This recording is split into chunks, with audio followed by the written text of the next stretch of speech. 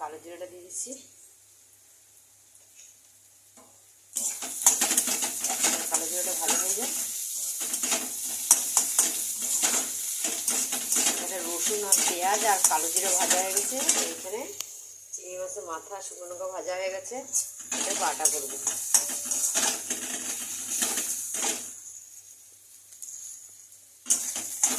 আর একটু ভাজা ভাজা হোক।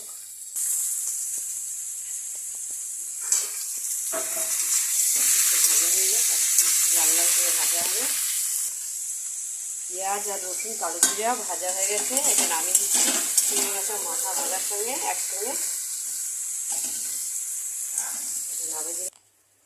তেল গরম হয়ে গেছে, জিরে দিয়েছি। এবার রসুনটা দিয়ে দিই। রসুন বাটা দিয়ে দিলাম, জিরে বাটা, রসুন।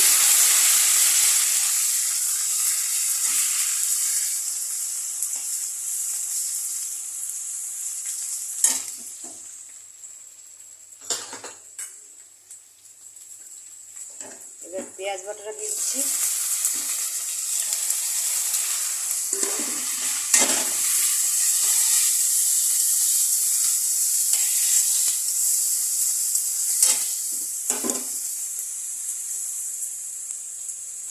একটু নুন দিয়ে দিলাম। ভালো করে ভাজা ভাজা হোক।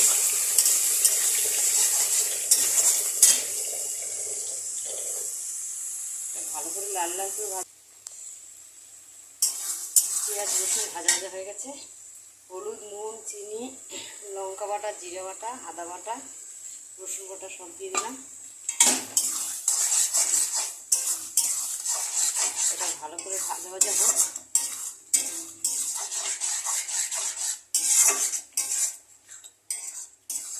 এদিকে চিংড়ি মাছ ভাজাটা বসিয়ে দিই। চিংড়ি মাছটা ভাজা বসিয়ে দিচ্ছি। একটু ভাজবো না।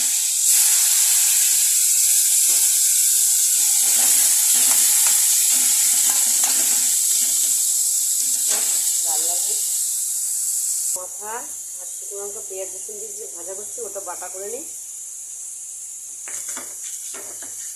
ওটা ভালো করে মিহি করে বাটা করবো। চিংড়ি মাছটা বাটা হচ্ছে, চিংড়ি মাছের মাথা ওটা ভালো করে মিহি করে বাটা করি।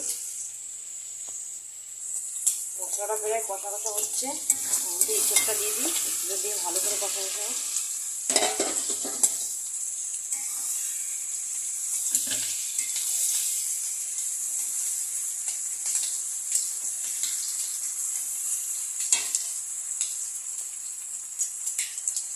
ভালো করে কষা কষা হোক।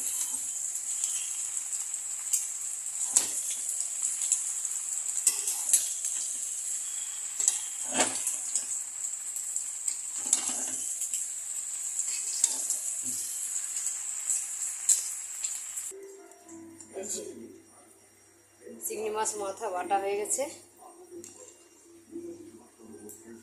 এবার ইঁচড়ে জল দেবো। ইঁচড়ের তরকারিটা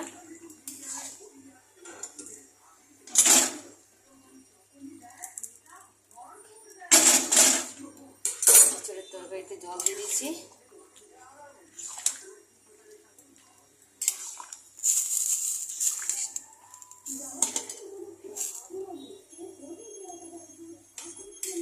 ভালো করে আস্তে আস্তে ফুটুক।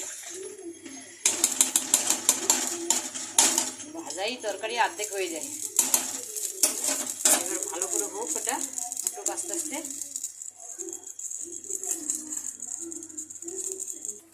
এবার আমি চিংড়ি মাছটা দিয়ে দিচ্ছি।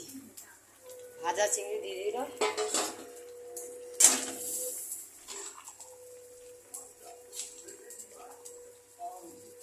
কালারটা দেখো কত সুন্দর কালার এসছে। তরকারি অর্ধেক হয়েই গেছে। ইঁচড় চিংড়ির তরকারি আরেকটু হবে।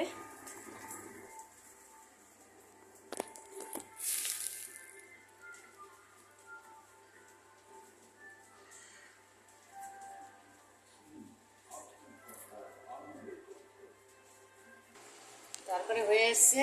এবার ধনেপাতা দিয়ে দিচ্ছি।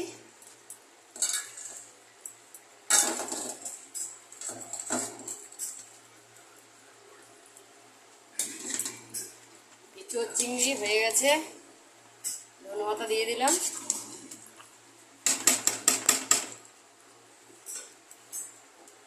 যারা যারা দেখছো এইভাবে রান্না করো, খুব টেস্ট হবে খেতে। তরকারি হয়ে গেছে, একটু টেস্ট করার জন্য আমার ঘরের লোককে দিচ্ছি।